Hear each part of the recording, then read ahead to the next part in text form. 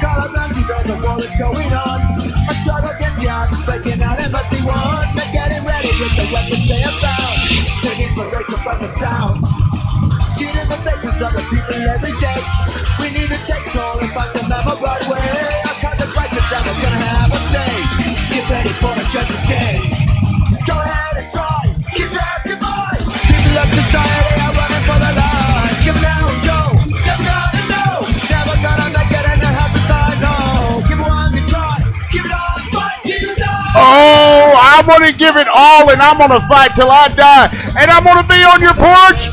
That's right, I'm gonna have a goat because I'm a cute some bitch now. I'm going full cottage core. You can't stop me. I'm gonna be wearing goddamn cardigans clear into goddamn June, July, August, September, all the way to fall. I'm precursor to fall. I'm gonna be wearing these Uggs in the goddamn pool. Fuck goddamn summer. I'm here for fall. Spring's almost sprung. It's almost done. Woo, Paulin, you're gonna give me a cum shot in a few weeks. Oh, you're gonna sodomize my nasal passages with your sky jizz. I won't take it, but Allegra will. Allegra got a fat ass. We're back. We're back. Introduce yourselves, champions of the universe. I'm no champion. I'm not allowed to have reverb.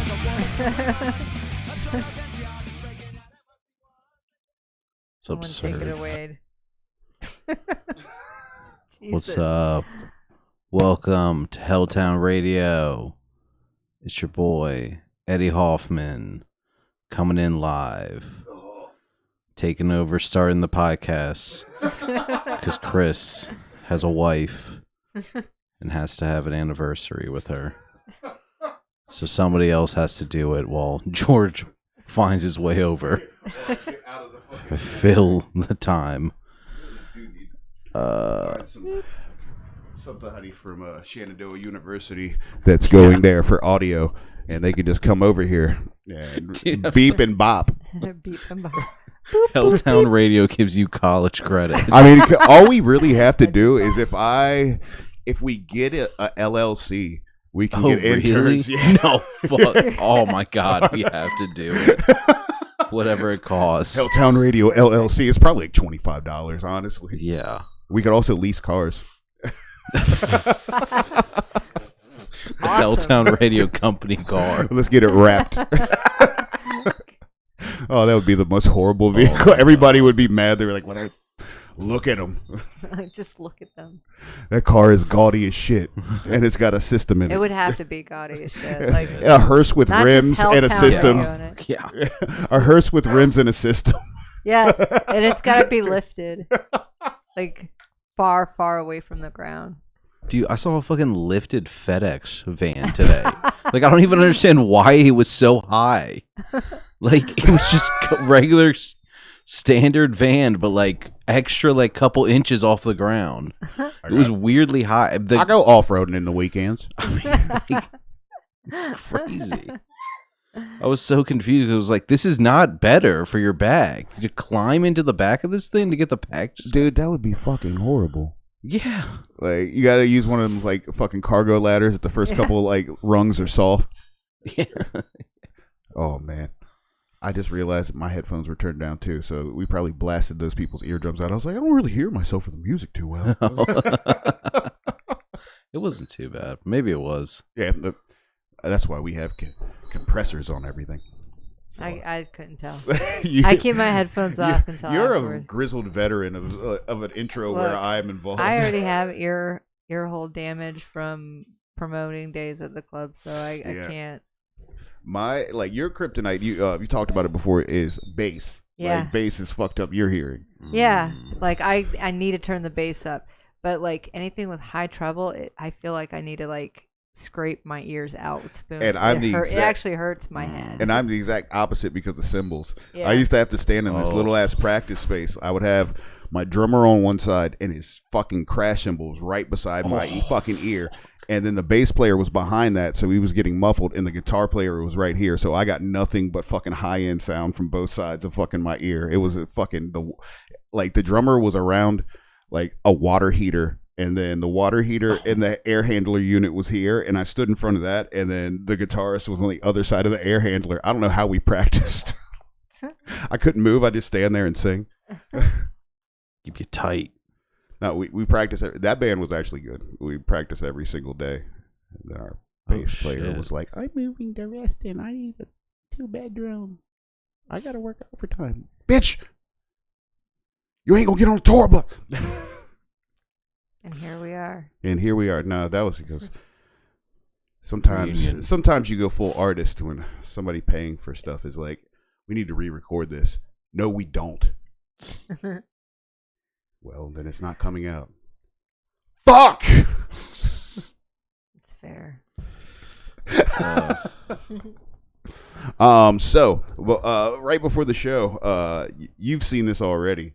Yep. But in the last couple days, it started off a couple months ago that it turned out that once InfoWars and Alex Jones got charged and got the judgment where they were responsible for $1.3 billion, I believe it was, for damages against the Sandy Hook families.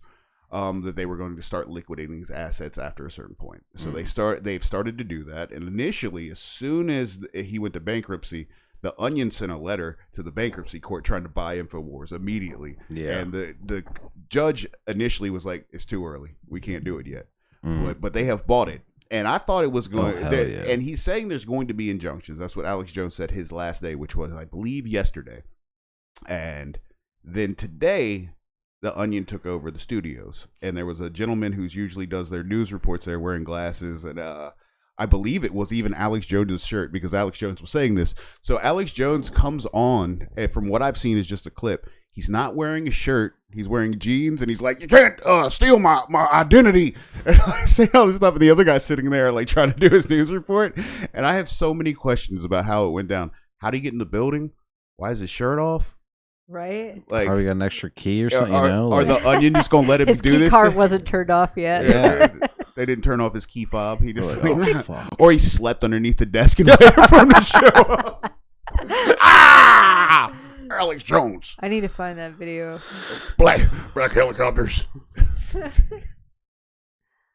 Yeah, dude, that's a guidepost for a lot of these younger dudes that are super into that red pill bullshit to know that like eventually even their heroes just become like drunken coke addicts that like lose their empire because the shit they're saying isn't true. Yeah, dog.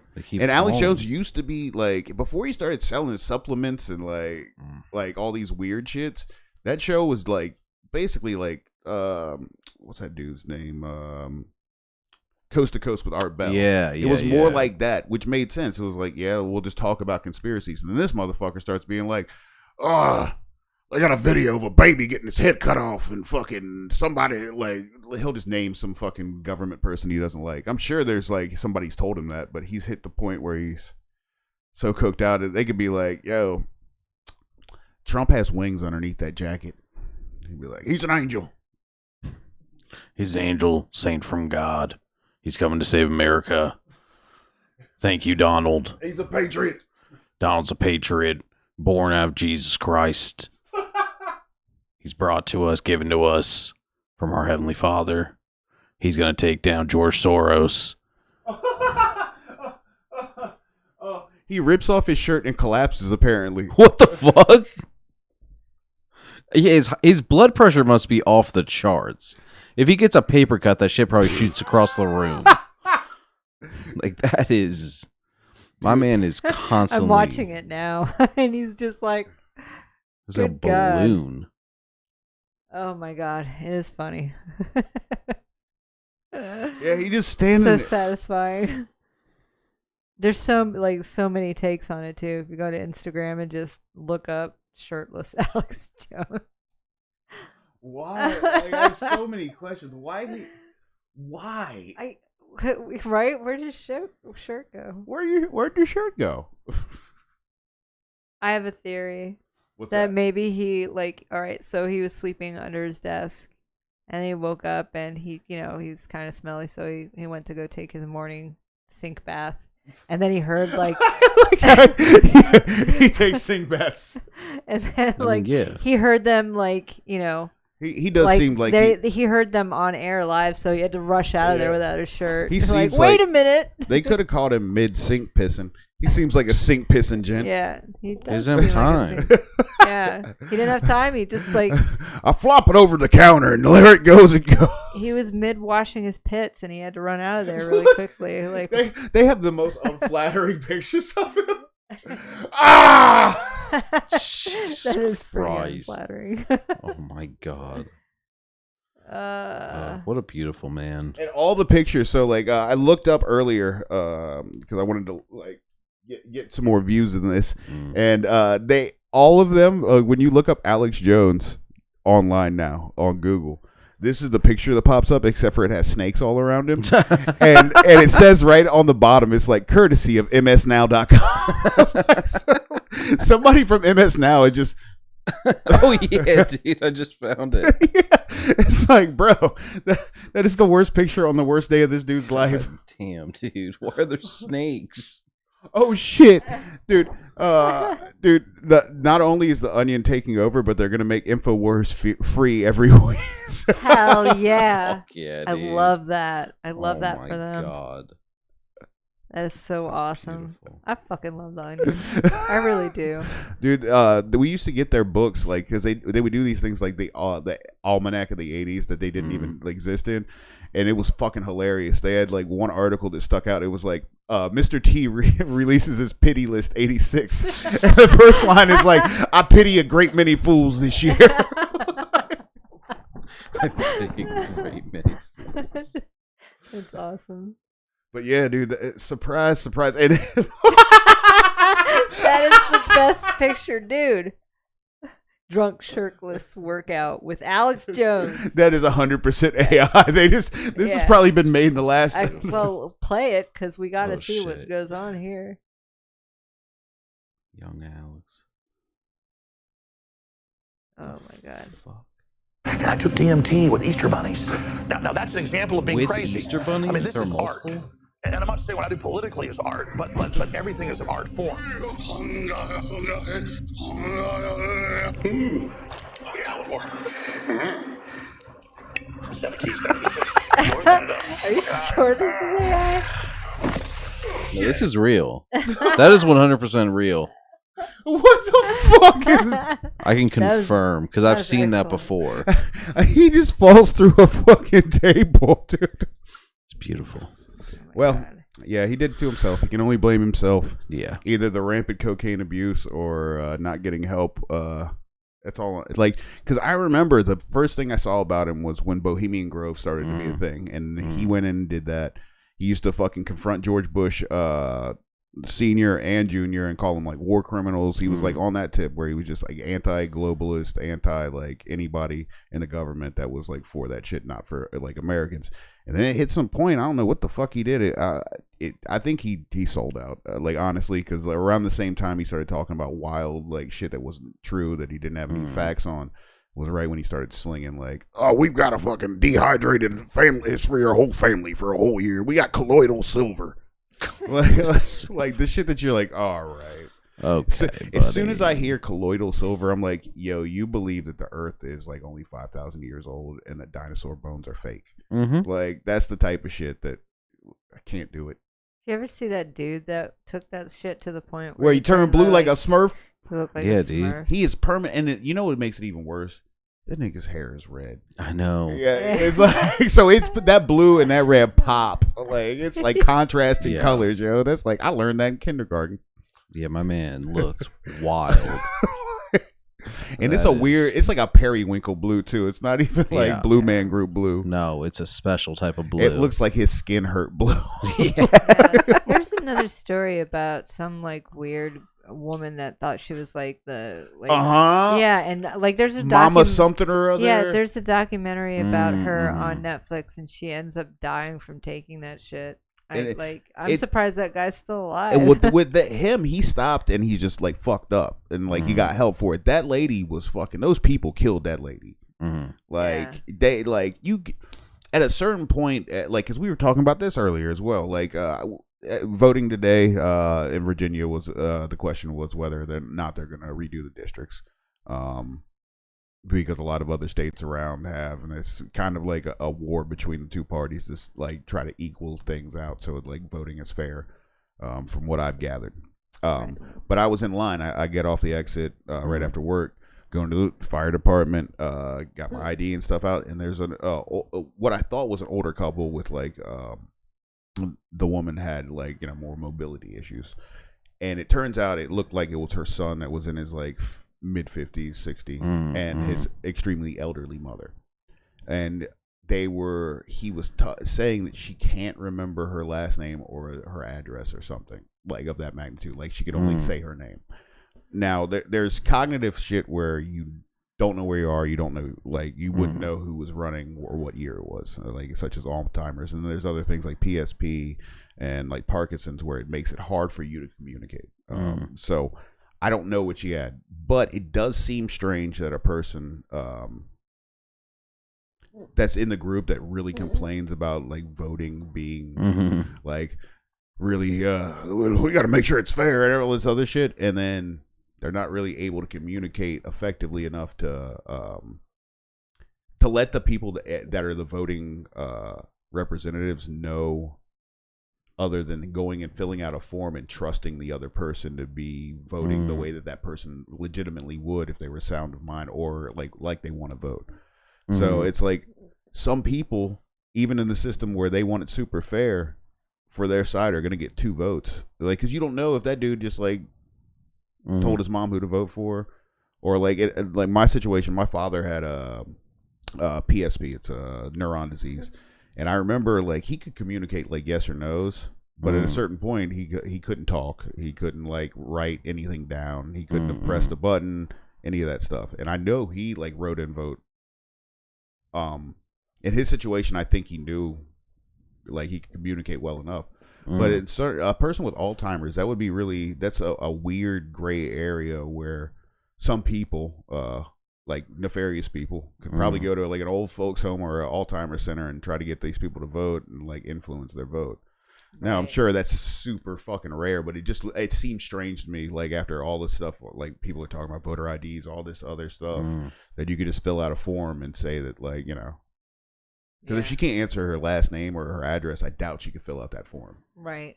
Or even know what it's about at that point. Like, what the, And then it's like really up to the discretion of the person there. And if you have a shitty district where they just want to like pack it for either side, you could like definitely like fuck up a district at least. Like you probably couldn't affect the national vote. No, but you could get like if you have a town that has only like fucking 2,400 voting people of age, and then you only get like half of those people out, you could extremely influence it if you like did something weird like that. But it's very odd. But yeah, there's gonna be a lot of pissed off people.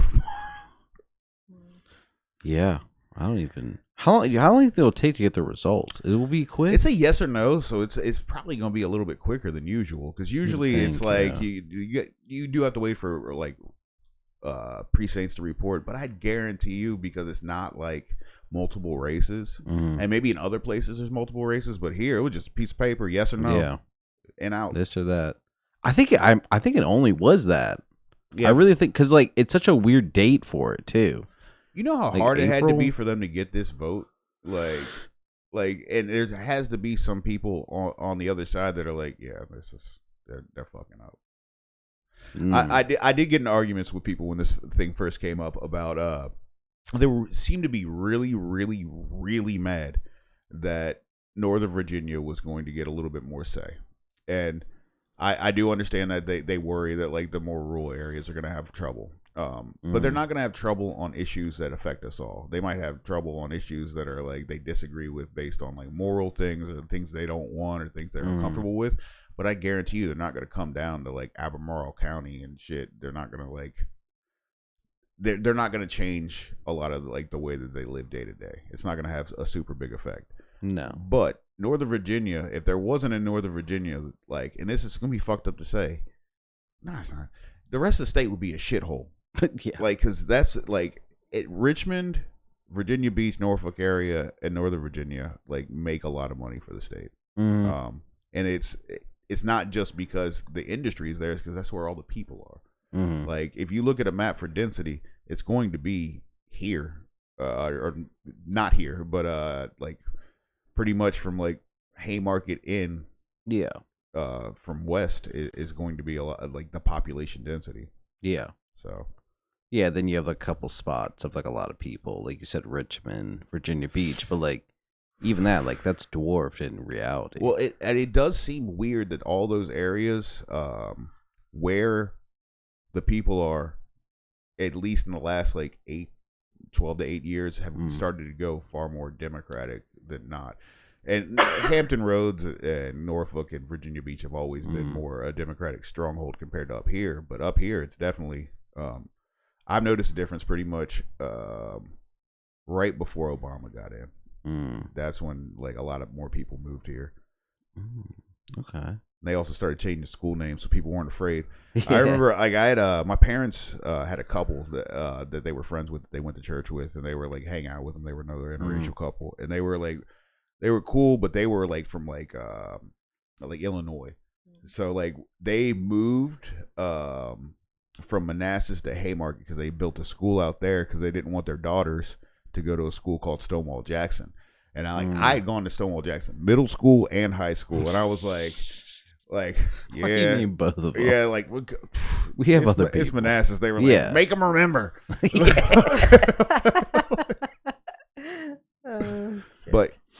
But yeah, it was definitely like something I didn't really think of because I'd already graduated by that point. I was like, oh yeah, it was named after that, because they used to have a statue of him at the battlefield, and like the only thing I remember my dad ever saying about it, he was like, yeah, they used to take us on field trips here when we were kids, and the statue got balls and a dick on it. And I was like, okay, Dad, cool. Like, I'll make sure to look out for the balls and dick on the motherfucking Stonewall Jackson statue. It was true. Yeah, nice. But I think they took that down when they renamed. Like I heard somebody say some rumblings that they were changing the name of the school back to Stonewall Jackson. It was Unity Reed, which is UR High School. So that was cool. Yeah, you are.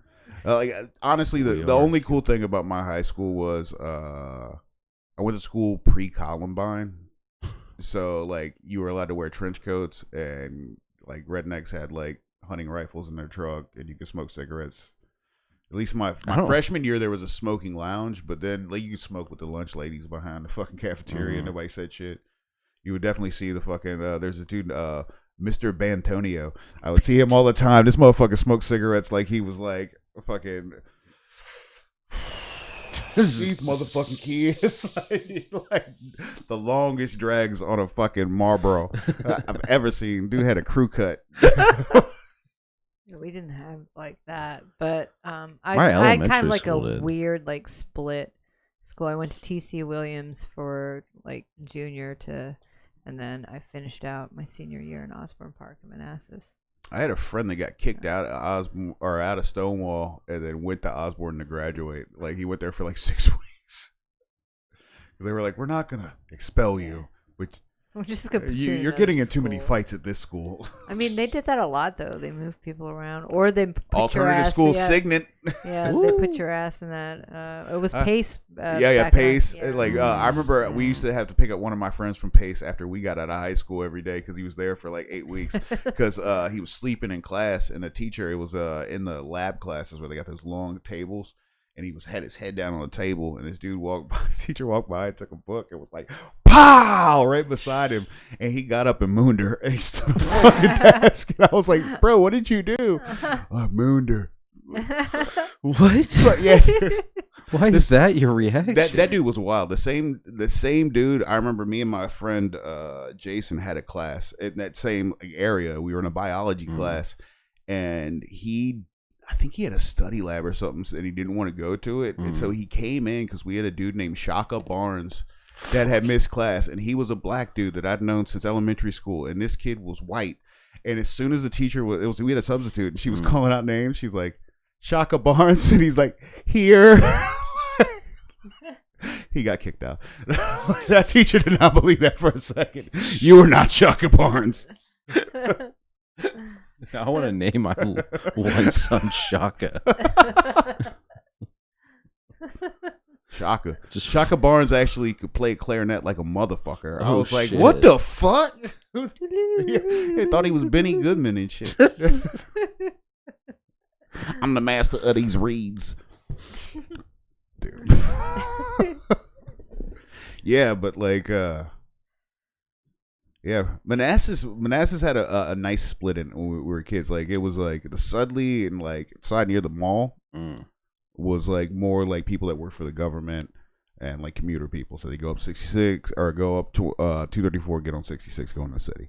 And the Manassas Park was like, we don't wake up till noon and we do meth. Yeah. And then Or like crack. Oh, dude. Crack was pretty. Yeah, crack was. Yeah. I mean, But now Manassas Park's like they gentrified the shit out of that. But they're the only high school in the history of Virginia to not put out a football team one year because the demographic had changed so much that like there was no white kids that were big to play football, and everybody else was like, I'm not playing that shit. What the fuck is wrong with you? Damn, that's crazy. Yeah, know but they had a bomb ass soccer team. Hey, shout out. Yeah, dude, on Shout fire. And they had perfect new fields, so nobody ever put cleats on them bitches. Oh man. What, like, did you guys at Osborne, did you have open classrooms? no, I don't remember. Well, we didn't have we didn't have like a door to our classroom. They were partitioned. Yeah, and you just had like the open, like 3 walls and like the open back. Yeah, apparently they've changed that at all schools because they found out it was extremely distracting. Yeah. That sounds very distracting. There used to be this dude. His name is Anton, and he lived in Lake Jackson. Oh, the dude with dreads? Yeah, and he would sell weed and stuff. But like I sat in the back row, he sat in the back row, and he used to be like, psst, psst, and I would look at him, and he'd be like make faces at me, like, what the fuck is this guy doing? So yeah, it's true. It was really fucking distracting. You could just sit there and stare, like, because a lot of the classes like were almost like catty cornered. Like some of them had like this faculty room in between them, and some of them were just a hallway, like or an alcove of classes that like loop back out, and you could just sit there if you got bored with your class and just look into another classroom and just like not even listen to your teacher. There's wild shit going on. Like there was this guy that used to rubber band people and then like turn around real quick and act like nothing happened. Yeah, those were the days. Dude. The almost most scared I've ever been in my life was in high school. There was this kid named Crazy Chris. That's literally what everybody called him. And I was on the track team, so I would take a shot put home with me on the weekends and like work. And I had one in my locker, and his locker was right beside mine. He was like, let me see that. And I give him the shot put, and it's fucking like a 16-pound ball of metal. Yeah. And he's like, what if it just hits you in the head? And I was like, Chris, give me that motherfucker. Oh my God. I was like, this Crazy Chris should not have a big ball of metal near my face. Yeah. Run. No, I am not going to hang out in Iron Gate. Get away from me. Sounds bad. Yeah, dude. Like a bad plan. There's nobody like that was scary in my school. I mean, there's scary things that happened to people that went to my school, like Stacy Reed. Yeah. But we had people. No real scary. We had a couple people die, but it was mostly like car crash shit, like where people just like would leave like Nissan Pavilion back in the day and then go down that log mill, and like they flatten out log mill. But there was this girl, Rebecca. Her and her friends left the Dave Matthews show, and people used to jump the hills on log mill all the time. And they went up, and fucking they were going so fast. There's this one that goes up and it dips down really fucking fast, and there's a tree. They fucking flew off that bitch like it was a ramp and just fucking hit the tree. Oh, wow. And like now, if you go down that road, they flattened out all the fucking hills. You can't jump shit anymore. But that happened. There's another road that like runs parallel to that goes up Bull Run Mountain. The same thing happened to another group of people. Like one of the dudes flew out the back and he didn't live. But there was this other girl that her face got messed up. Like she just looked like a different person. She didn't look bad. And she didn't look like not cute or anything. She just looked like a different person to where when you would see her, you'd be like, holy shit. Like, and she'd talk and you hear her voice, but it was, crazy. That's wild. And that's why I never drank and drive. Yeah. But I was straight edge back then anyways. Fuck around and like speed like that. I mean, I think about it now. I remember Joplin Road. I used to do that on Joplin Road all the time, and that was a dangerous I've only road. seen you speed one time where I got concerned about my safety. We were going to I think we were going to watch a boxing match or some shit. Oh shit! And some guy in the truck. We took a 20-minute detour. So she, I chased him. She followed this dude. What the fuck? So this guy pulls out into traffic and in a dump truck. In a dump truck, and he's erratic, driving erratically, he looked like he was drunk. And then he he literally pushes a couple of people out of the way. Every one of us was like, "Whoa, this guy!" And so Miss Diamond was not going to take that line down. Fuck that! I was like, I'm following his ass. Get that number off of his truck. Someone needs to call on him. I'm not a snitch. I don't usually get people in trouble like that. But that guy nearly killed a lot of people. That was a spicy night for you. That was the same night you yelled at that woman. I called her cunt.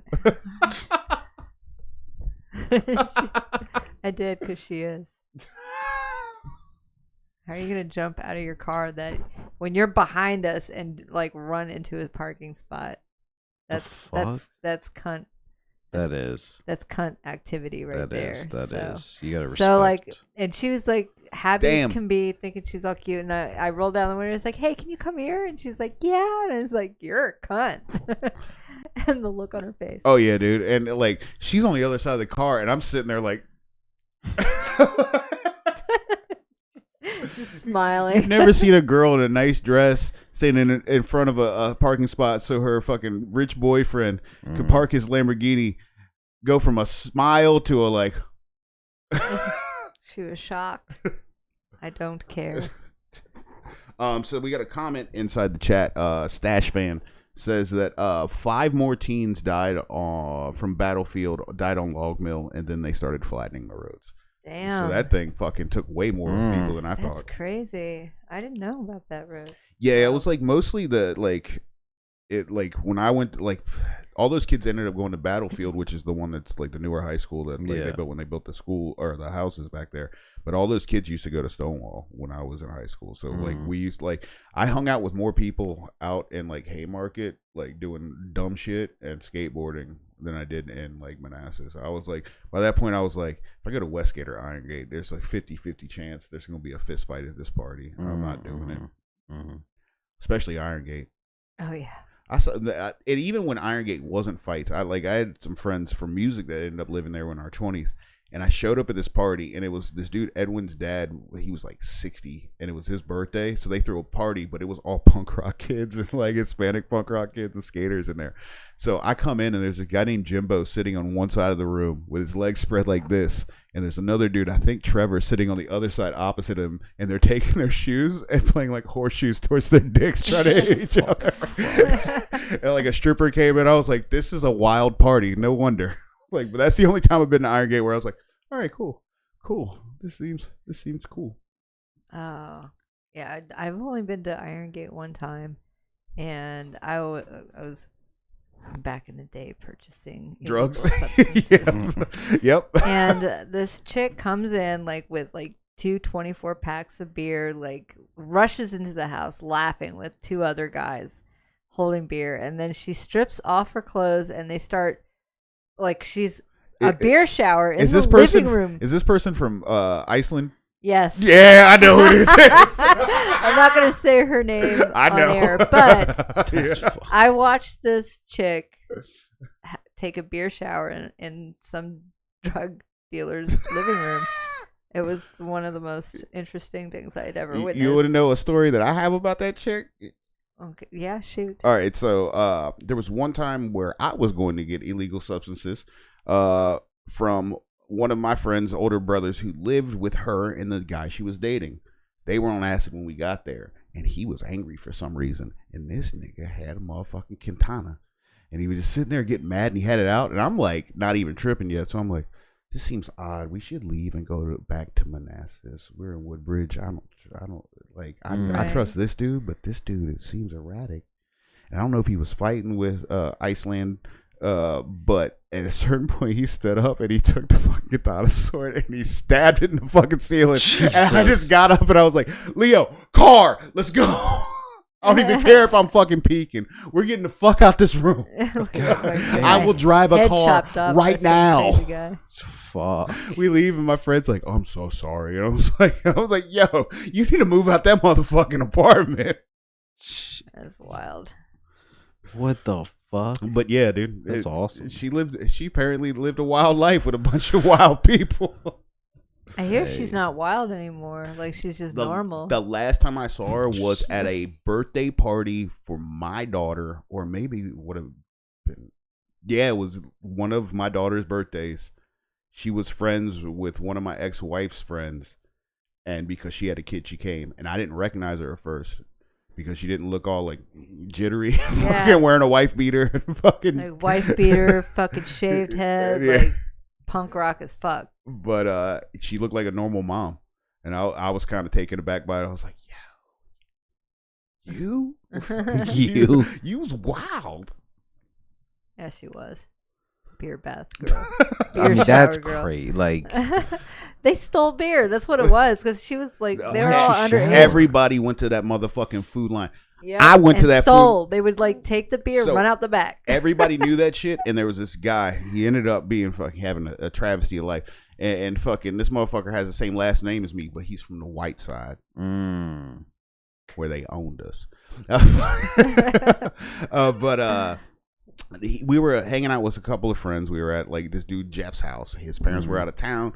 We're having a party. This dude stands up. He's like, I know where we can get beer. And I used to go to this Haymarket and just not shave and be like, yeah, I need to like just get the shit and come back. This dude was like, no, I know a spot in town. So he went to the food line. I thought this motherfucker knew somebody in there that like wouldn't card him. Like his fucking friend worked the food line, maybe his mom. Yeah. And he comes out and he's not even running. And he's got two 12 packs of like Milwaukee's Best or some shit. He puts it in the car. We start driving. Like, oh, dude, that's cool. You got beer. And then I get fucking from like by Iron Gate up to like where like Giant and like Sudley is. And all of a sudden, lights come on. And it's not a cop car. And I'm like, this is a station wagon behind us. What the fuck did you do? And I remember looking over the car. And I was like, yo. If you stole that shit and you say I stole that shit, I'll beat your ass in front of the fucking cop. And we get pulled over and fucking, I've got like a fucking, I think at the time I had like patchwork like grid of like blue and yellow hair. It's like really short and like dyed, and I'm wearing fucking like, a bunch of punk rock kids.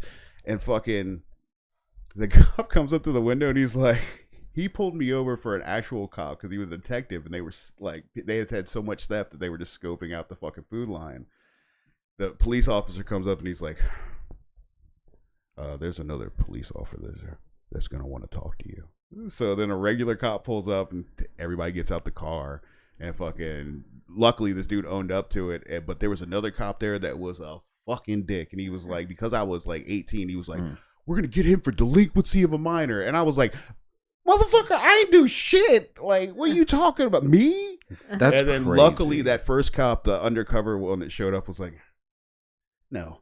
And it's like, it was like, no, we're not doing that. Like, this idiot did it. We have him on camera. What the fuck are you trying to do? And he let me and all the other people go. And he was like, you got to get these kids home, because if we see you again, we're fucking.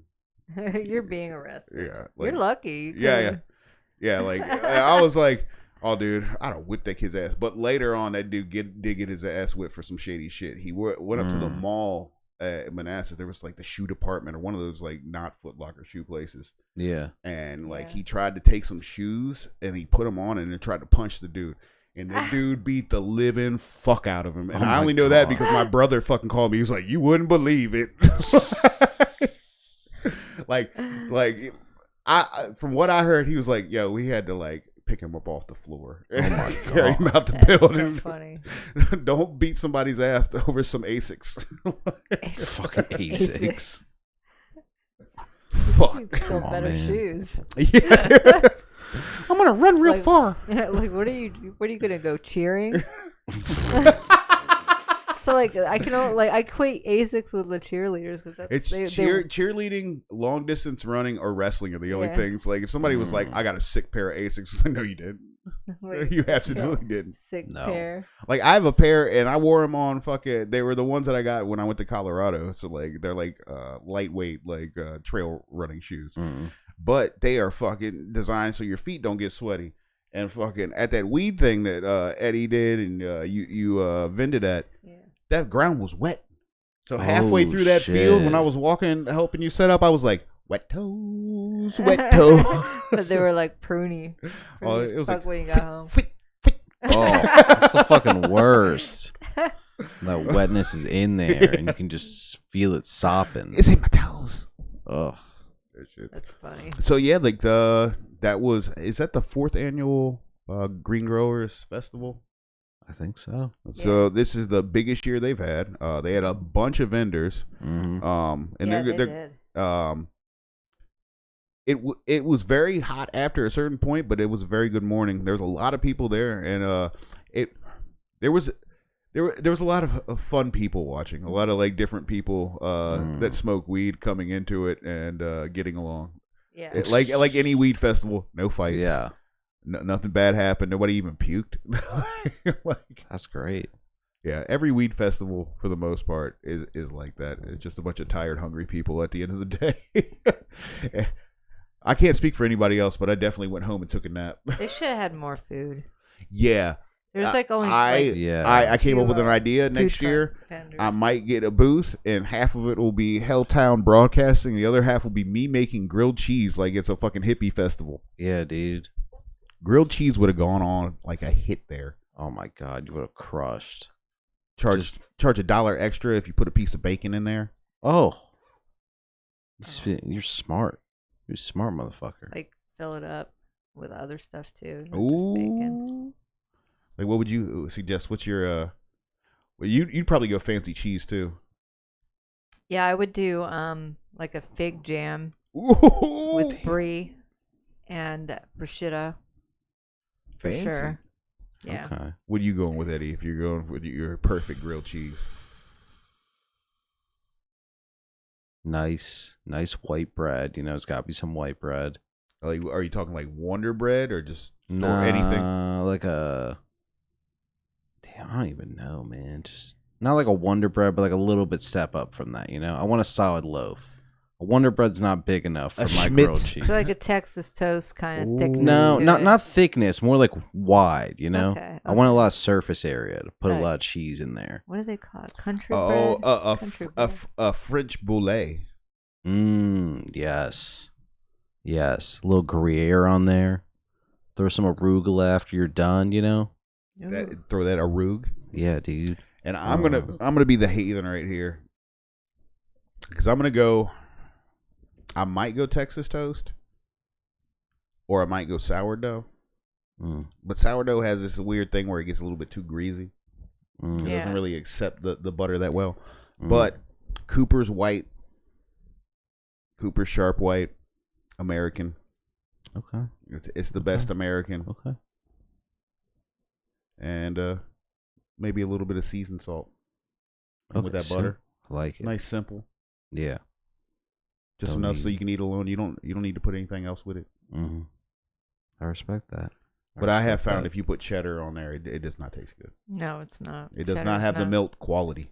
No, yeah. The melting is very important to a grilled cheese. Otherwise, what the fuck are you doing? So, Texas toast. What's your stance on it? Is it good? I'm not really a fan. I like like crunchy, rustic type of bread. So Yeah.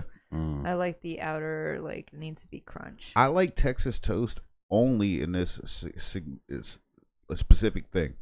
If you get a platter of barbecue and they put the barbecue on top of Texas toast. Oh yeah, yeah. Because you don't have to eat the Texas toast, but it's good that it's there. It keeps it warm underneath. That bread is warm. Mm-hmm.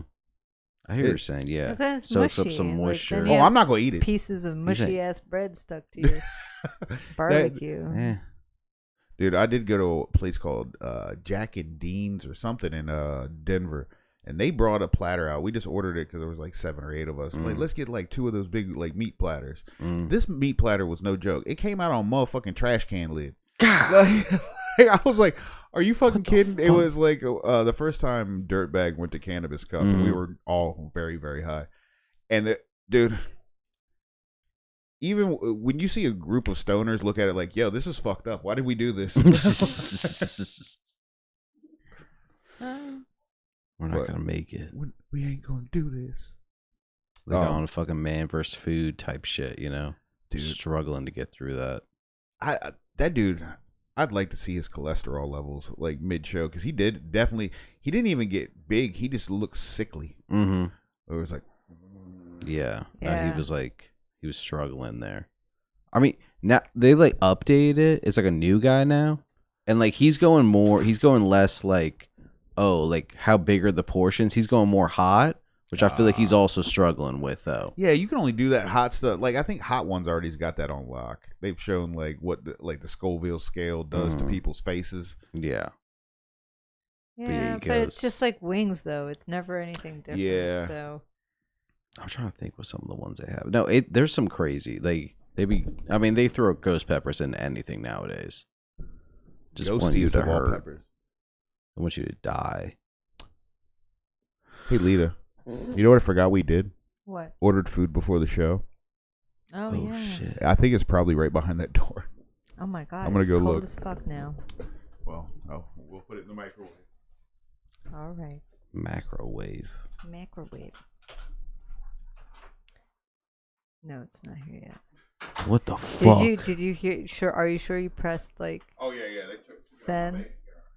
They took it on my bank account. He gets that notification immediately. I don't. I just guess what I spent, and then I get my bank statement at the end of the month. You can be like, "What the hell is this? What the fuck? What did I buy?" They left it. Now it's definitely cold. Oh my god, it's definitely cold. What the fuck? Yeah, that's cold as fuck. All right, fine. It's not like I'm eating it now. But they didn't even give you your drink. Nope. Actually, it's the bottled water. It's probably in there. It might be. That's sweet. Make it even colder. It's fucked Yeah, at up. least the water will be good. What? No water. Motherfucker left it in his cup holder. It's okay. No, it's not. Write a review. Oh, I'm gonna write a hefty review. I'm gonna call these motherfuckers in a few what minutes. was it? It was a. The bundle. Yeah, but like who delivered it? Oh, I ordered it from Panda Express. Oh, so it's whoever yeah. they contract. Looks like out. DoorDash on the receipt, but it could be Yeah. anyone. Yo, do you have your phone? Yes. Are we gonna? I'm not calling. I am not a Do caller it. person. Do it live. Do it live. What's the number? Does it say water on there? Yeah. My man was driving around like, I'm a little. In there? I'm thirsty. I bet you there's no chopsticks. Did you see what it says on there?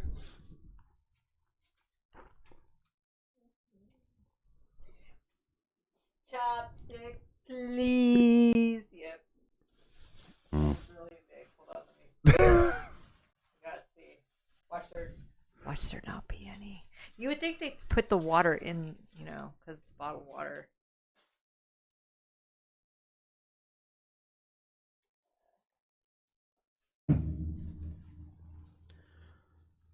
Yeah. This is the point where you see me be like, go full dad. I almost had my glasses on the end of my nose, like, fucking don't like this. We got the chopsticks. Okay, well, at least you got chopsticks. Oh, thank God. Jesus fucking Christ. I can't eat with a regular fork. I can't eat Chinese food with a fork. That motherfucker's driving Ruins around the drinking that experience. Dasani with a smile on his face right now, and it's pissing me off. Yeah. I'll shit on your sunroof. Yep. I got it out of my system. All right. Speaking of hot stuff, the reason I remembered hot stuff is because they have something at Panda Express that's got bulldog seasoning on it. Ooh. So I got that, so my nose is gonna run later. Nice. I hear the tissue. Dude, I don't know about you guys, but when something's too hot, It's not that it gets hot. I don't mind sweating. I don't mind like my mouth being hot, but the hiccups. I don't get that. I get those. The only 2 times I can get hiccups, like, and I know I fucked up, and it almost pisses me off. Really hot stuff that I eat too fast, or fucking taking too big of a bong hit. I'll be like, ooh. I'll do like that little like, and I'm like, oh no, I'm gonna have the hiccups, and then I sit there for like 5 minutes trying to like flex my diaphragm. Let that motherfucker move. No more spasms. The only time I get them is if I drink a lot of beers, like any carbonated type, like alcoholic like beverage. Celsius. Like, no, seltzer, like regular water, I can drink a lot of that. But if I drink like a bunch of White Claws really fast, Dude, I don't even remember the last time I got hiccups. Like, it's definitely been within the last couple of months, but like, I don't even know what causes it. I know there are people that gotta live with that shit. Like, it just like they have, I guess, like a diaphragm that's prone to spasm, and they'll just get in them shits like for like long periods of time. I've heard people like have them for like a year. Fuck that! I would jump off a building. Yeah, I'm not even joking. A year? I can't stand it when they go more than 5 minutes. How do you go asleep with hiccups? I know, right? Probably lots of sedatives. I guess. Like, to wake up in the morning, do you think you wake up and you have like at least a minute before it starts hitting? Or do you think you wake up hiccuping? Because that's like horrific. Yeah. I cannot imagine. Holy shit! It's far worse than I thought. No. The record for the the longest continuous spree of hiccups is Charles Osborne. The world record for the longest continuous hiccups, lasting 68 years. Huh? I would die. Yeah, fuck that. How is that even possible? How do you breathe? Charles Osborne, a farmer from Anthon, Iowa, began hiccuping on June 13th, 1922, after an accident where, while weighing 250 pounds, he had a 350-pound hog fall on him. Apparently, it caused a small blood vessel in his brain to burst, potentially damaging his brainstem that controls the hiccup reflex, leading to his chronic condition. His hiccups persisted nonstop until 1990, a year before his death, earning him the rank. Dude, that dude went all the way till the last year of his life before he stopped hiccuping. How the fuck? Like, he died at 97 too. He lived a long fucking time. Maybe hiccups are like the way you live long. Yeah, seriously. I mean, yeah, within a year of him losing it, he died. Holy shit. Initially, he had 20 to 40 hiccups per minute, later slowing to about 20 per minute. 20 a minute? Yeah. It's every like 3 seconds. That's at the best. He hiccuped more than 43 million times through his life. What the fuck? He had to adapt his breathing technique to minimize the sound of the hiccups by blending solid foods. He blended solid foods to prevent choking, and despite the condition, he led a relatively normal life, marrying twice and fathering 8 children. Twice. Having Can you 8 imagine children? somebody fucking you while they're hiccup? Like, maybe how many kids do you have? 8. Damn. Yeah, that's. maybe it was a secret chick. Maybe he would get like extra hard every time he hiccuped. Yeah, like a little rabbit on the dick tip. Hic, hic, hic, here. I guess. That's crazy. Fuck, dude. How do you live like? I can't. I don't even know how long I could go in. Like you're saying, a year. Like, how do you go 68 years? How do you just accept this is my reality? Yeah, like I would definitely have jumped off a building. Yo, this dude looks serious as fuck too. Apparently, he was a Marine. The fuck?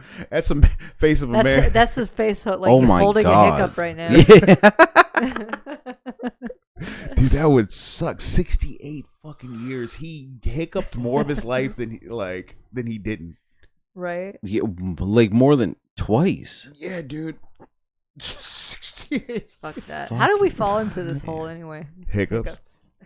Spicy food. Ooh. Yes. Hot ones. Yeah, I do feel like if I get something real spicy and I don't realize it's going to be spicy, I'll get a hiccup. Hiccup for a little bit there. So what's the spiciest thing you've ever eaten? I've had ghost peppers. Like ghost pepper chips. They're not bad. I've eaten a real ghost pepper, a real Trinidad Morga, and that was probably the worst. That was dumb.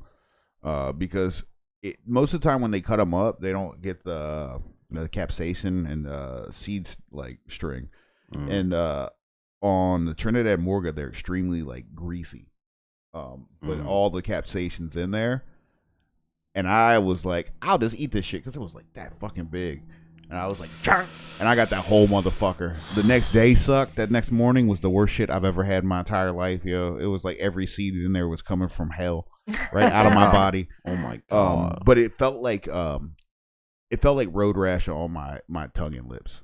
That's the best way I can describe it. Like how it felt, because after it stopped burning, it just felt like raw. Even though it's like nothing's actually wrong with my tongue. It's not gonna fucking kill me. But like my brain was like, nah, bro, this shit is that shit's gone.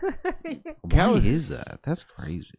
It's the plant having a natural bio defense to plants eating it so it can continue to flower, and we're dumb and fucking we're like, these are good. I got an endorphin rush. Most other animals, like for instance, if I'm eating something hot, or like if I get eggs and I have like hot sauce on it, like Charlie will try to eat that shit and just be like, he'll get to the edge of where the fucking hot sauce is and be like, never mind. And he'll like smell it and be like, the fuck are you trying to do to me? And just like walk off. So like animals are smarter than we are sometimes. Yeah. I'm aficionado. If you've looked in my refrigerator, I probably have like 30 bottles of hot sauce in there. Damn. But I found that the most fiery hot sauce, or the best hot sauce, is not even that hot. It's made by fucking Gilbert what's his name? Hell's Kitchen nigga. Gordon Ramsay. You were saying Gilbert Arenas. Yeah. I was like, Gilbert got a fucking hot sauce. It goes pow pow. It's called the hot shooter. But it's chocolate hot sauce. It's like chocolate chipotle. So it's just enough chocolate like flavor to where it still tastes good, but it's hot and it's smoky. It's the best hot sauce I've ever had in terms of like I wanted to put it on like all kinds of shit. And they don't make it other than this fucking 4-pack with other ones that suck. They have another one that's like whiskey, one that's like green habanero, and one that's sriracha. I don't want any of them. They're okay, but why the fuck can't you just sell all individually? I looked it like, up, and there's a shit ton. I guess it's a big share of the market. There's probably like 40 brands of like chocolate chipotle hot sauce. So. But yeah, it's fucked up. So one of the reasons I want to bring it up is because you haven't been the last 2 weeks, and Chris and Eddie had gone over to Spelunkers and done their streaming of their experience, and Chris had talked to Spelunkers, so we are going to have the people from Spelunkers on the show. Ooh. And I have suggested something that we do. You might not want to do it, so I'm not gonna ask you to, but the Helltown Hot Roulette.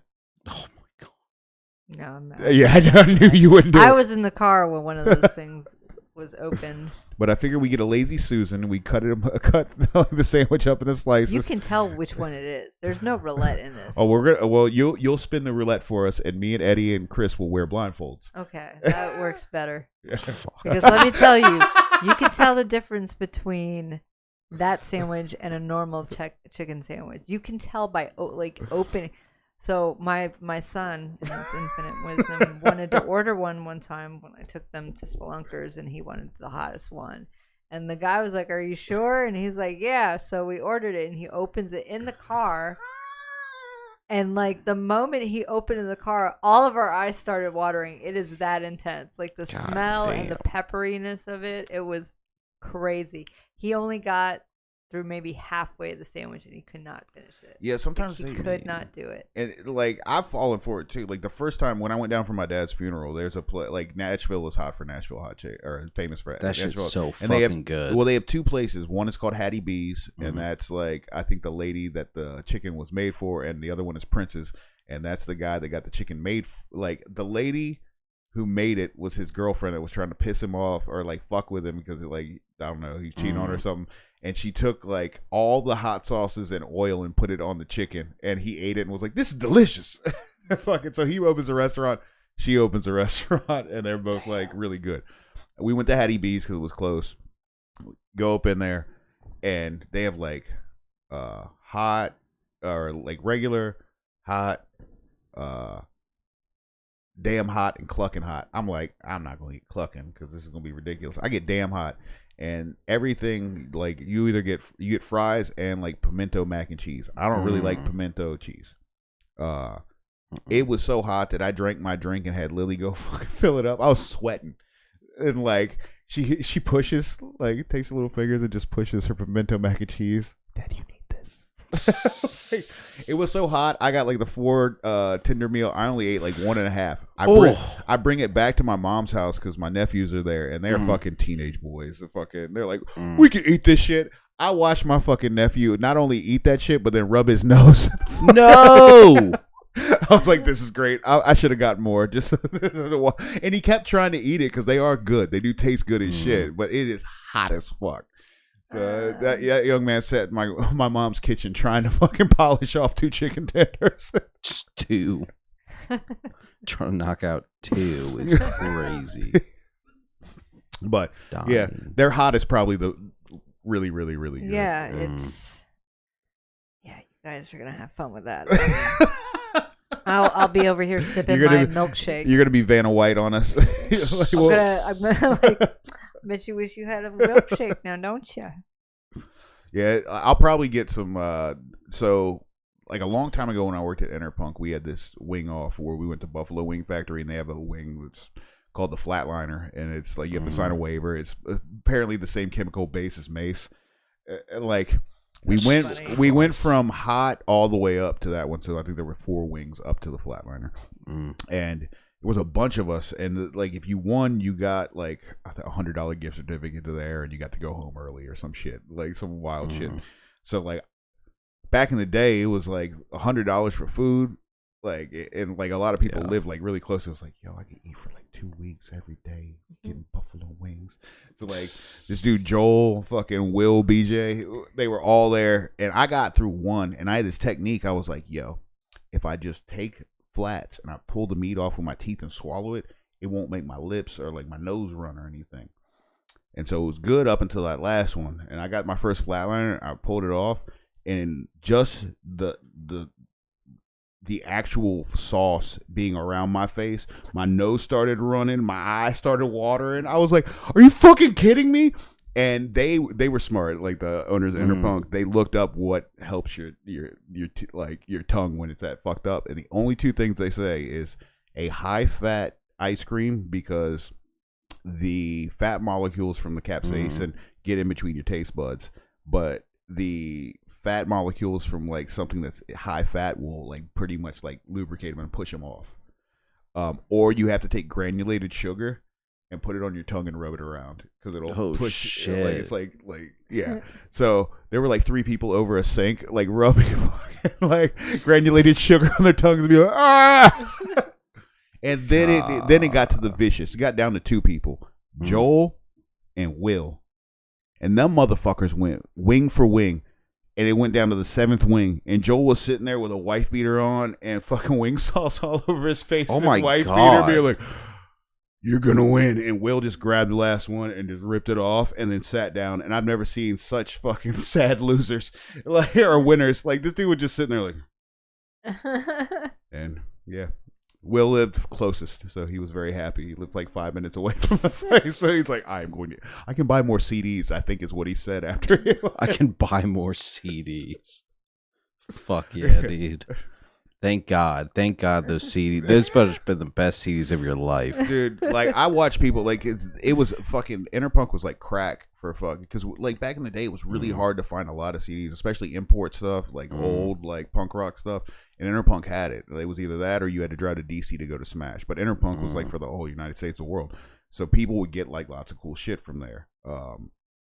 So the people that worked there subsequently were in bands and like massive music fans. So imagine like a dude who's a porn addict like being a porn director. It's like the same thing. So I saw people come up with like, I'm not even joking, like 150 CDs, and they would pay it off, like take a certain amount out of my paycheck.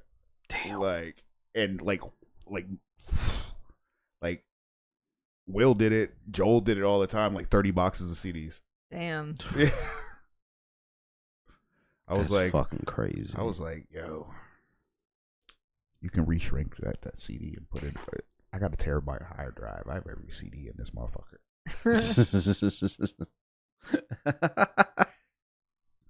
That's true. If you work at the place, Yeah. just fucking. You got a shrink wrap machine right beside my desk. You think I'm not just gonna open that bitch up? New CD day. Right. Rip. Move file. Hard drive. We're good. Like, come on. Yeah, people don't know, man. Sometimes you forget, George. You're a smart motherfucker. A little bit. Outthinking Dude, people. I remember I wasn't smart about like, remember back in the day at Napster and they had like Kazaa. Oh, yeah. I remember. So if you chose one or the other, you would know you would get a couple viruses, but your virus protection take care of it. Don't put both of them on there. It's like fucking they got a goddamn pincer move on you. Like fucking, like so many computers got fucked up for me trying to download rare tracks. Dude, what's his name? Stavros Halkias? Yeah. He has jokes about that because he had shit internet as a kid. So what he would do is he would just download the stuff in the morning and then he would come back and he would be like fishing. He'd be like, I just put my nets out for the day, go to school, come home and see what I caught. Oh yeah, dude. There was like, I didn't get like, I knew there were a lot of people that did movies that had better internet connection, but like I would definitely do that shit when I would go to bed. If I wanted a CD, I'd be like, download. And then I'd wake up and I'd be like, yep. Like that's the first place I got Coheed stuff because it was like they hadn't put out CDs yet. It was like its own. I think that was LimeWire. Yeah, I used LimeWire, and I didn't realize for like a long time that 50 Cent or not 50 Cent, Jay-Z's 99 Problems had a beat to it. I just fucking downloaded the acapella. Yeah, I was like, he's doing really good at this. And then one day, one of my friends listens like, where the fuck's the beat? I was like, huh? I thought he was just rapping. I thought he was just song was just him rapping. I was like, this is cool, revolutionary. Just no music behind it. Just yeah, you would know your friends that had like had good internet or just like was obsessed by like how many burned CDs they had. And then once people figured out how to change the bit rate where they could have like 100 songs on a fucking CD. Dude, game changer. Yeah, dude. It helped punk rock, like, cause you like I remember, like I don't know if you remember, like going to like Warped Tour or like going to like any punk rock show and they'd have compilation CDs, Yeah. like fat music for fat people or Punkorama, and like I remember one year after that came out, Punkorama probably had 50 songs on it that year just because you could put so much shit on a CD. Now that shit doesn't really like us. When I worked at Interpunk, it was like the last like swath before like downloading or streaming came in, and you would get little sampler CDs that you would give out when people order CDs, and that was like the last hurrah of like the compilation. They weren't even selling them; they were just giving them away. Yeah. How are the CDs like deteriorate? It's like the fact that they could get damaged so easy. Okay. I think that had a lot to do with it. Like tapes would degrade over time, but it like if you just had an old tape, you just know you had an old tape, like, and it would wear out. But a CD, like, if you didn't take care of that bitch, like, and keep it in the case, like, nothing would be more annoying than going down the road and you're fucking Dodge Neon. All of a sudden you hear like fucking Incubus, and all of a sudden it's like ting ting ting ting. Yeah. But or you run down your batteries in your Discman because you got the skip protection on. Eat a set of batteries in a half an hour. But yeah, bring back compilation CDs. Bring them back. And zines. These kids don't fucking do enough. Oh, nobody's got a zine anymore. You know, a lot of people go after fucking Gen Z and like whatever the gens after them are about how they're lazy or anything. I don't think they're lazy. I just think they don't do enough stuff off their phone where they're gonna like put themselves in situations where they're gonna learn or be scared. Mm-hmm. That's true. Like, go to a punk rock show. Don't tell your mom where you're at. I don't know. Don't tell your mom where you're at. Like, get some trouble. Not like They know though because the location's on your phone. Yeah. Like, oh, dude, that shit's bullshit. Like, just fuck. Like, why you gotta know where they're at? You know, just it's peace of mind. Just imagine they're at the right place. You know, they aren't even doing close to what we did. Like, the generation of latchkeys and just the shit we were allowed to do as kids. Like, when I was like 7 or 8, I could walk to a fucking like 7-Eleven, buy some ice cream. Like, if I fucking found enough change, like, I remember like when I was 12 going to Don's Wash and buying cigarettes because they was $2 in there, and I could like it was like prison. School was like prison back then. If you had a pack of cigarettes, I'm Run that definitely a shit. helicopter parent. I know my kids' location, but I also have beautiful daughters, so Yeah, I have to that's worry respect. about Yeah. them. well, I don't think you're overbearing though. Like I've No, seen, I'm not. I never 'cause- use it to control or well, like anything. you don't have the other characteristics of a helicopter. Like because I deal with them at jiu-jitsu, like to where like I've had. I am with David, but That's a different Yeah. like. he's special needs. So. Well, like also like I don't think you're a helicopter. You're just adjusting to the requirements that he has. yeah, that's true. Whereas like I like for instance, there's these like two kids that did jiu-jitsu. They were wrestlers and they were the same age as Lily, or one was a little bit older, one was a little bit younger. And the younger one would definitely be super rough and didn't like losing, and the older one was kind of show off, so we couldn't let them even spar together. And then we had a new student in class that was tiny. He was probably like 4 years old, and this kid was like 8 or 9. And the new kid like didn't know that it wasn't striking day, and he was doing that thing that a 4-year-old does where they try to throw a kick but they really can't. They just sort of like jump and like throw both their legs in the air.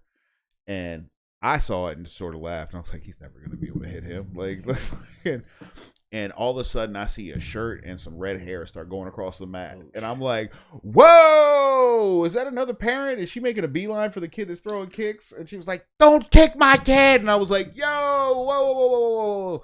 You can't hit that kid to stop your kid. Like, Yeah, that's like not- this is a teachable moment. Let's teach. That's fucked. So like, yeah, I had to tell that lady, don't ever step on this mat again. Like, I'm sorry, but if you make a beeline for somebody else's kid and they make a beeline for you, I'm not gonna stop that. They spear you clean into the floor. I'm gonna be like, good. That's what happens. Because I've seen that shit at wrestling matches where fucking dads get mad that their kid is losing and go and push the other kid off, and like it's like, Also, that's kind of fucked up. When you think yeah, about let it. your It's kid like- fucking lose. Yeah, like, Yeah, your kids. I've gotta seen lose. my daughter fucking like get her shoulder popped out, and fucking not only did she fucking go back in there and finish her match, but she yelled at me for running down to the mat just to check on her. Like I came down and fucking there's a referee, her coach, and fucking she sees me, and I'm like just being like, hey, like how's the shoulder? And before I can even like ask the like referee, she's like, no, like sits up, and then she gets pissed off and goes back in the match. I was like, the ref looked at me, he was like, sorry, Dad. I was like, I know, it's all good. So like everybody is, you gotta let your kid fucking face adversity, especially if it's something like a singular thing, like where it's them on their own. That's fucking defining of their character. Don't fucking step in. And I mean, trust your referees. Obviously, if somebody like the referee's not paying attention and fucking looking off in the other direction, your kid gets fucking like the shit beat out of them or gets their arm broken. Yeah, that's like a serious thing. But that is so fucking rare because most of the time we call matches with kids as soon as they make us sound like, ah, you're like, no, not on my watch. I'm not watching an 8-year-old get his arm broken. Yeah. This match is over. You cried. Done. Done. Finished. Dude. Have you ever seen anybody get their arm broken? Like just in general, not in like combat or anything. I've seen legs broken. Ooh, those are I've almost seen- worse. Feet broken. I've seen clavicles broken. Clavicle, that's definitely a noticeable one. Yeah.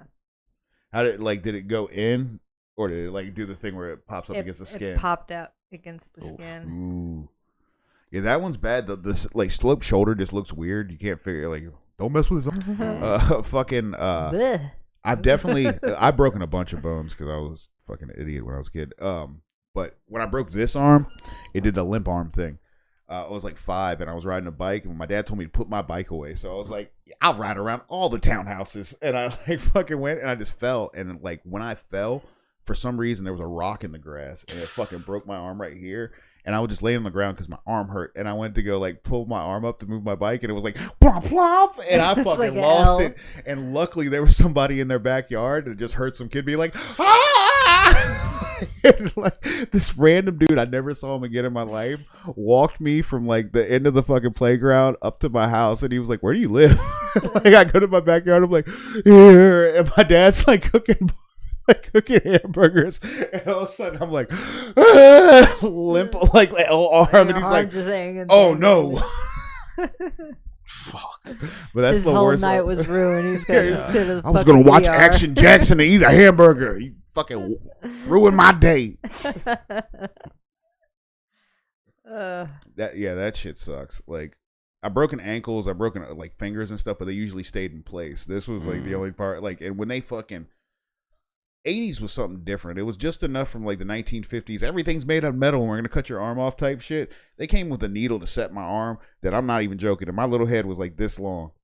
And my dad like looked at me, and at the time it was like Hulkamania running wild. So my dad looked at me, and like as soon as I saw the needle, I took my like arm that was in the soft cast and I put it in between the bed and the wall. I was like, no. And my dad looked at me. He was like, "What would Hulk Hogan do right now?" And I was like, "Oh, Hulk Hogan would let him use the needle." So my dad manipulated the shit out of me using fictional characters. Fuck yeah, dude. What would Hulk Hogan do? Probably call somebody the N-word after sex. Jesus.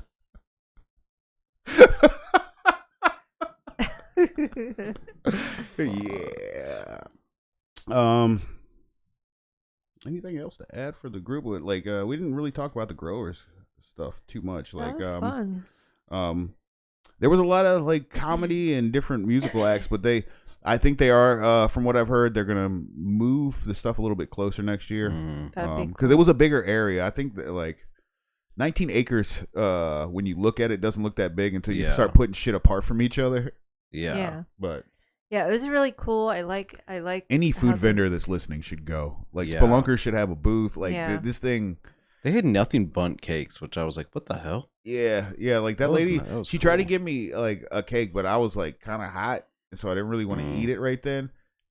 And like she was very nice. She was very, very nice, and they looked scrumptious. I was just like, Yeah. it's too They hot for me look to eat very icing nice. right now. Yeah. If you had watermelon, I'd have ate it right then. Like, that was a watermelon day.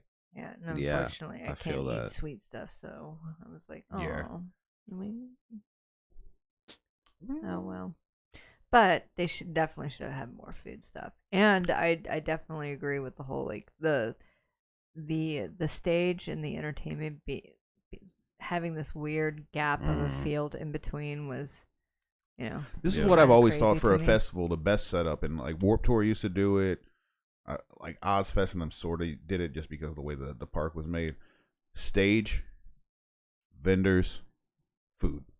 Yeah. Because you have to walk through the vendors to get to the food. Mm. It makes it like a reason for the vendors to want to go because it's set up in a way where people have to look at their wares. Yeah. And the musicians the same way. Right. And the best part is like a lot of those food vendors require like generators and stuff. The generators on the other side of the vendors, so they're Yeah, not that's gonna what like. I was. There was only one, god damn it, and I recognized it right away. And I told you about it. So there were two food sellers, and one was like a bunch of macs and then sandwiches, whether it was jerk chicken mac or jerk chicken sandwich, like just regular like mac and cheese style shit. Big thing was the lobster crab mac and cheese. That was or crab cake mac and cheese. Then there was another booth, and so the booth had a generator, some fryers, no canopy. It was my people, and they was frying fish, and apparently the fish was good. But god damn it, don't bring a motherfucking generator that runs on gasoline to a fucking any type of like musical thing. That's Yeah, it was really loud. Sitting right next to it, like Oh, we yeah. were like adjacent to. and it didn't start up like an hour into us. It was Yeah. like, and it was one of those ones that goes up and down. Yeah. Yeah. So we couldn't hear the stage at all, No, yeah. That or was, anybody that brought like their musical radios, you couldn't hear it anymore. The one person I did hear, and this is a testament to the strength of her voice, Shannon Hawn, I heard all the way down at your booth. Really? Right when she started the first song, you could hear her high notes. Like, Yeah, I that shit guess I was carried. just sitting. well, I know it from like mixing her at open mic. Like, she has a very strong voice, and like certain people, like Paul, has a strong voice. So right before they go up, I turn their gain down because I know that they're gonna fucking smash the fucking like gain because they have a strong voice. And then you have other people where I turn that shit up so high that it almost feeds back when they start breathing. Because like, Yeah. I'm here to sing a song. Dude. Listen, I did it. So Spelunker's coming up soon. I've heard tell that Brian Sargis wants to come on the show again. Let's get him on. Let's get him on. Let's see the boy. Chris messaged, but we had already started that he said get Sargis on the show. So Sargis, you can come on the show. Let me talk to Chris about the schedule next week and see if you'll be on. Fuck yeah. Yeah. Also that Sargento. there's I don't know if people listening to it know about it, but Ritano Vineyards Vineyard. Yeah. There used to be an open mic at Skyline that I personally think Skyline sucked for that because the ceilings were really tall and it was mostly like fucking fuck boys trying to play the jukebox. But they're doing it at Ritano now, the same open mic with that guy CBD. And I don't know. I might go out and play it. It seems like it's a different vibe, but they also might not like my songs about vampires. Gotta make them. Oh, I will make them believe that they enjoy these songs. I'll be like, hey, have you heard this song I sang about a vampire and it's familiar? Well, now you can. I gotta really think about a way to bring up songs and not be funny, because that's my default setting. Is like when I start, like as soon as I get done playing the song, I smile and be like, "Yes, that one's done." And I'm like, it was so much easier in a metal band. I'm like, "Yeah, this one." Yeah.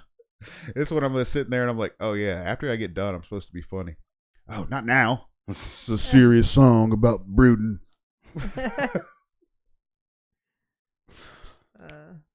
Dude, last night at an open mic, Tino and Paul got into a serious debate, and they were they were doing. Paul's really smart, so Paul was using really big words about and trying to debate the fact that they're debating. It was pretty fucking awesome.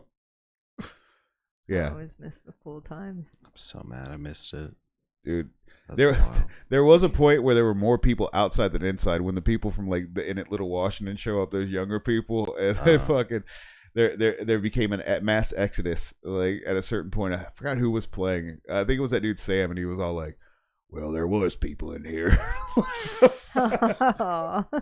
It's fickle youth. Like, I mean, I get it. That's why I don't do poetry anymore. There, like that one time, and you made everybody get back inside. I'm like, oh my god, this is embarrassing. No, stay outside. It's fine. I personally, this is what I think. Like, and I think this for all shows at smaller venues. There's always a back of the room, and that's where you should be doing your talking. If an artist is playing, and I don't care if you came here for dinner, shut the fuck up. Like Eddie and them have to deal with a lot worse because it throws you guys off. I can fucking sing way louder and strum my guitar harder and sort of drown them out for myself. Yeah. You guys are going to hear everything some dumb fuck says. And there are some people that I think are other performers that really want to talk to certain comedians when they're performing. And I'm like, would you fucking go mid-verse and start talking to this motherfucker? I mean, if somebody looks at you, like Sargis will ask people questions. That's a little bit different. Yeah. But if you respond to their joke, I've seen people from all walks of life do this. And I don't understand if they just don't know how comedy is. But they'll be like try to debate the joke right after it gets done. It's like when we went to where did we go in New York City? I forgot. Was it the Cellar? I think it was the Cellar. Yeah. and what's his name? The dude that used to be on Howard Stern and Mad TV. I can't. The guy his nose all fucked up. Oh, Artie Lang. Artie Lang. He came in as a special guy, like the guest, and he comes in. And we're sitting, like, we got there late, and I don't know how we got fucking seats, but we're right beside the stage. Oh, shit. And there's a girl on the other side of us, and she's like, he says something about a Michael Jackson joke or something, and she just says, no! And I was like, bitch, shut the fuck up. Like, I couldn't believe, like, that somebody would just say no.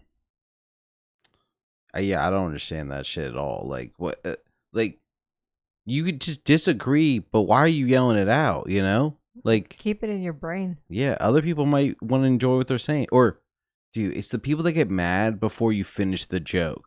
That's like have you never heard comedy before? Have you never heard somebody like they start off with the wrong opinion, and then by the end they convince you. Like, Yeah. that's the whole game of it, you know? The swerve. I hate that. Yeah. I also hate when people want to have conversations like the last comedy show. I can't remember. It was at the Cat, but I've experienced this a lot at the Cat, which is why, like, I'd love to support and go to these shows, but at the same time, I'm always in that situation with my ADHD. There's like a couple right in front of me, and I'm like trying to pay attention and get the hook, but I'm hearing this side conversation, so I'm like, what the fuck? I cannot. I remember one time that dude Sully at open mic, you came up there to do art and you were like drawing, and he just took out his phone and started watching videos when somebody was playing. Right next to me. I was like, I just looked at him like he had a dick growing out of his head. I'm like, are you fucking kidding me? The guy's playing. Like, what are you doing? There are 3 or 4 people that will do that. Will try to tune their guitars in the front. Yeah. And I've looked at people, and luckily Chris will get it sometimes, and I'll get it sometimes. Be like, no. Yeah. Go to Dude, the that's back. what the back is for. That's crazy. Yeah, like Wild. and part of me, because I would never do that. Like it's you're upstaging people, and that's like their moment. They get 15 minutes. Shut the fuck up during their 15 minutes, even if you don't like it. Walk to the back of the room, walk outside, whatever you want to do, but don't fucking sit up there and talk and disrespect. Because it's art. You wouldn't go to when somebody was painting and slap the fucking shit out their hand. Yeah. So don't fucking stop somebody from either Or playing sit a there song and or telling a talk to joke. them while they're trying to concentrate on. I definitely hate that, because when I have a hard time audibly, I have to look at someone's face when they're talking to me. Otherwise, it just goes in one ear and out the other. I'm just not good at paying attention that well. So, I just can't do that.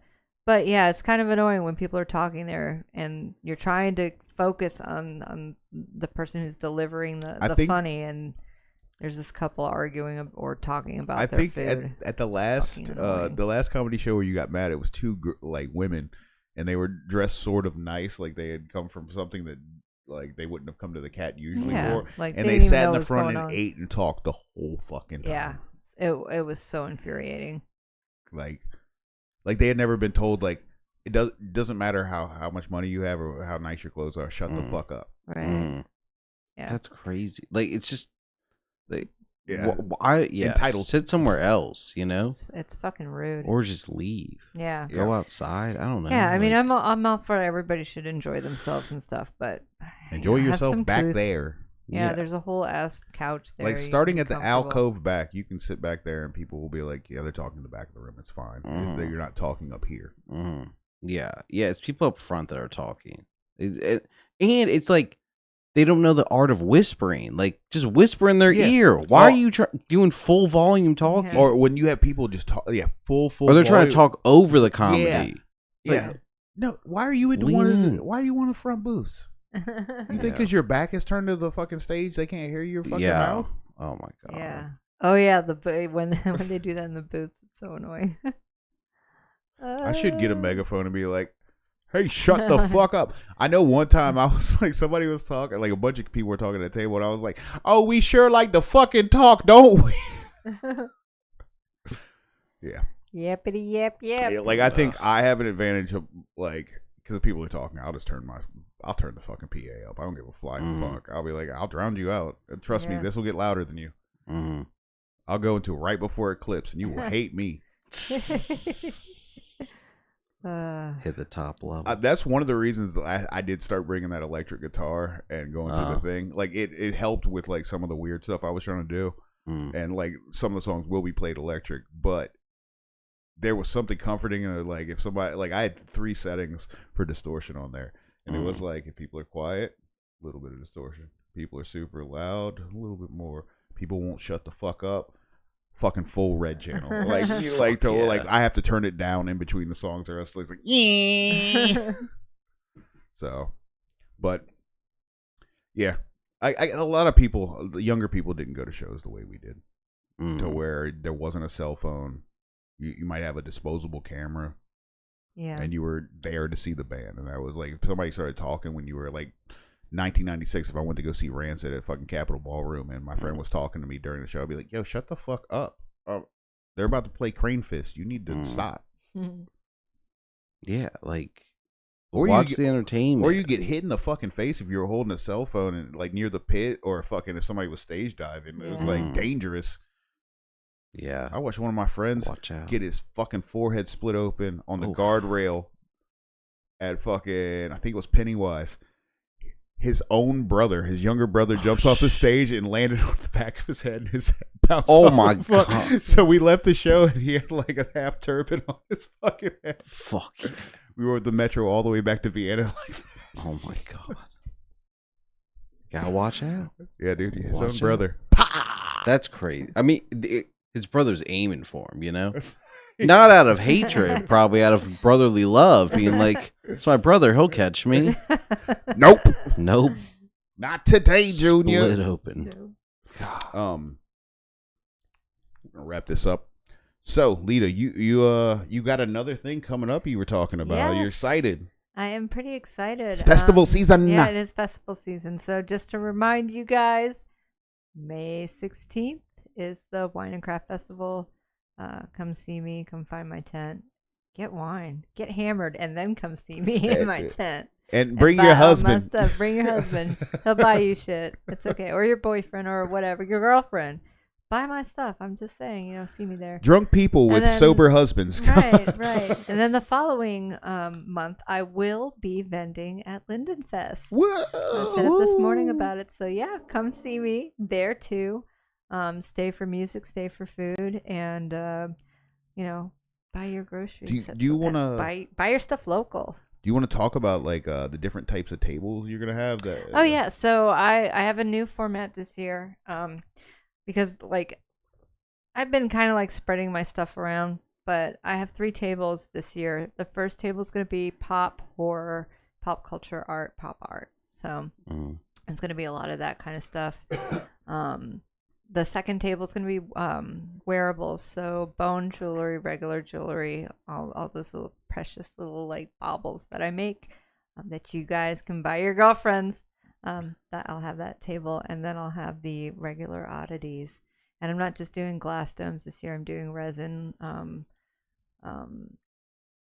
resin bugs, and I actually have a little octopus in resin that I found. So it's stuff that I found, like, going to different oddities places, and now I'm unloading some of my finds and creepy things. I liked your the geometric dome that Morgan ended up buying. The cat, cat skull. That one's pretty cool. That one's pretty. I do like that one. I had the crystals. I also I still have that coyote skull. That's a light. It actually is a light. A little lamp. I have a couple of beaver domes in the work, and I'm doing another bird. Ooh. Except this one I'm actually articulating myself. So I don't know if you came to my table and saw the tiny little bird. I actually sourced that from an incredible artist who also does rabbit pelts on Etsy. So I sourced that from her, but I'm actually articulating my own bird this year, and it is a robin. Oh, damn, dude. That's going to be delicate. You're going to have little eyeglasses like you was a jeweler and shit. Yeah. It's hard. Yeah, dude. Right now. Hollow bones. Probably very hard. But I would ham fist break every bit of that if I even looked at it. Turn into dust. My next one is going to be a mouse, which is a little bit easier. Damn. Really? I thought that would be... I guess the hollow bones make it harder. They're tiny. That's what it is. They're just small. But I had I found it mummified, and I've slowly macerated and removed the bones from its. Dude, when I first met you, I remember I went to your house. I think like the first time I went to your apartment, and you were like, "Show me your apartment." You're like, "And here are my dead things." Yeah, I have a lot of dead things. You're starting to date a woman, and then she's like, "Hey, I got a whole case of dead shit. You won't peep it?" And I asked one of her friends, "Hey, birthday's coming up. What should I get her?" Some type of animal skull. Yeah, that's the closest thing to my heart is a dead thing, Or rocks, because I'm autistic like that. Like, I fucking love rocks. Rocks. Bitch, I love fucking rocks. love rocks. No. Rocks are awesome. No, yeah, they awesome until you're at the airport. So we went to Red Rocks, right? So like I visited like my friend in Colorado. He's lived there for years, and the last time I went, we went to Red Rocks. She had never been there. This place looks like fucking Mars. It's like looks like another planet, and it's a nice trail. It's like chill as shit. Everything looks beautiful. Like walking around. And she's trailing a little bit behind us, like slowly. The gap's getting wider and wider. Then I notice she's like picking up rocks, and I don't think anything of it. Like maybe she's throwing them, maybe she's just like, no, she was fucking collecting them. So still don't think anything of it. I didn't carry any of these rocks. We like do all kinds of stuff, eat, go to a fucking NoFX show, go to the airport, drop off the rental car, go to move her bag because you can carry the bag. I'm like, go to pick it up. I'm like, the fuck?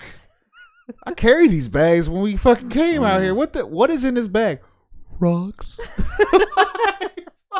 whole bag of rocks. It's just rocks. And some shoes. With a lot of rocks. Yeah, oh my God. Dude, it was a significant amount of rocks. It was pretty heavy. Bag of I'm fucking sure it gravel. exceeded 50 pounds. It was definitely a little... Carried that bitch But they on. had crystals on them. I had to pick them All up. right, you know what? No, I'm with you. There's like purple crystals and little white crystals, and it was on a red rock. I mean, hence the name. So like Once in a lifetime. Yeah. They did have a lot of cool formations, like the one that we stopped at, where there was that big rock on that little tiny pedestal. Yeah. Like that you like people obviously have been throwing smaller rocks on top of it for years. Yeah, it was neat. Like you can see all the little crystal rocks all around it, and all the ones that just didn't make it on. So yeah, fucking like Red Rocks is worth a hike, even if you don't like hiking. That shit is. It looks like you're on fucking Mars. Yeah. Put on some sunglasses, take some acid. First time I went there, I was with 2 people on acid. About halfway through that big roundabout area, that horseshoe area, right about there is where they're like, I really need my sunglasses right now. Everything is fucked up looking. Yeah. That's cool though. Keep it together. Eddie, what do you have coming up?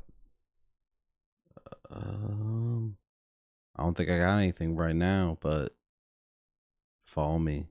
Follow me. I'll find some shit. Eddie to Comedy. Do. Eddie_comedy on no socials. Hit up your boy if you have a show you want me to do. I got tapes. I can show you how funny I am. I got fucking VHS. Don't even worry about it, dude. I'll mail that shit out. I got that Betamax. I'll send the player. Yeah, dude. I'll bring it to your house. I'll come. I got a laser disc of my whole act. I got one of them old print my ride cars. I got a little projector in the back. We can watch it together. Don't even worry It's a about Tracel with a projector. Tracel. Go over to Helltown Radio on all the socials and listen to the show. Download, subscribe. It's a small click for you, but for us, it means a lot. That's what we're supposed to say, right? Mm-hmm. You can go over to Golden_Orphans. That's my music project. I'm going to be playing the Galactic Panther with Michael C. Michael and Superplex on May 22nd. That's a Friday. Get your tickets at Galactic Panther, or look, there's a QR on the Instagram for Golden Orphans. And I'll be opening up for D. Calhoun at the Catamount on August 8th. And that one there'll be surprise guests playing with me. All right.